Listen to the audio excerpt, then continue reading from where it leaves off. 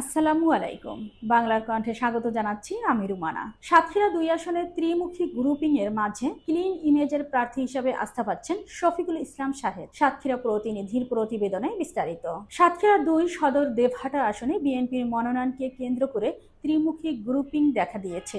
একদিকে রয়েছেন সাবেক ইউনিয়ন পরিষদ চেয়ারম্যান আব্দুল আলিম, অন্যদিকে সাবেক পৌর চেয়ারম্যান তাসকিন আহমেদ চিস্তি। এছাড়া বর্তমান ধানের শীষের মনোনীত প্রার্থী হিসেবে আছেন সাবেক ইউপি চেয়ারম্যান আব্দুর রউফ। মনোনয়ন প্রত্যাশীদের এই বিভক্ত রাজনীতির মাঝেও দেবহাটা উপজেলার স্থানীয় জনমনে বিশেষভাবে জায়গা করে নিয়েছেন ক্লিন ইমেজের নেতা শফিকুল ইসলাম শাহেদ। দীর্ঘদিন ধরে পরিচ্ছন্ন রাজনৈতিক ভাবমূর্তি, সুস্পষ্ট নেতৃত্বগুণ ও তৃণমূলের সঙ্গে নিবিড় সম্পৃক্ততার কারণে তাকে এলাকায় গ্রহণযোগ্য এবং উপযুক্ত প্রার্থী হিসেবে বিবেচনা করা হচ্ছে। দেবহাটা উপজেলার সর্বসাধারণ শফিকুল ইসলাম শাহেদের প্রতি সমর্থন জানিয়ে বিএনপির দলীয় মনোনয়ন দেওয়ার জোর দাবি তুলেছেন। তাদের মতে অভ্যন্তরীণ দ্বন্দ্ব ভুলে জাতীয়তাবাদী পরিবারের সবাইকে নিয়ে ঐক্যবদ্ধভাবে কাজ করতে সক্ষম একমাত্র যোগ্য মুখপাত্র হলেন শফিকুল ইসলাম শাহেদ। স্থানীয়দের দৃঢ় বিশ্বাস, ঐক্য, সততা ও সংগঠনের শক্ত ভিত্তি গঠনের সাহায্যেই হতে পারেন সাতক্ষীরা ২ আসনের বিএনপির সবচেয়ে